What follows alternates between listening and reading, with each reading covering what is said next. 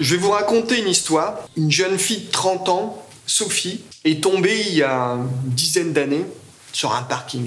C'était une fan de fitness. Sa place de parking, elle n'avait pas été suffisamment salée. Elle va se faire une fracture de la cheville. C'est à ce moment-là qu'elle va venir saisir le cabinet. On va collaborer activement sur la constitution d'un dossier qui va nous permettre d'obtenir une bonne indemnisation. Je pense qu'à ce moment-là, Sophie était apaisée puisqu'elle avait l'indemnisation de son dommage initial. Quelques années plus tard, il y a Sophie qui vient encore me saisir. Alors elle m'explique qu'entre-temps, elle avait fait l'objet d'un licenciement pour inaptitude. Dans ce genre de dossier, on est face à ce qu'on appelle une aggravation. Il va falloir convaincre le juge que l'aggravation est en rapport avec la chute d'origine.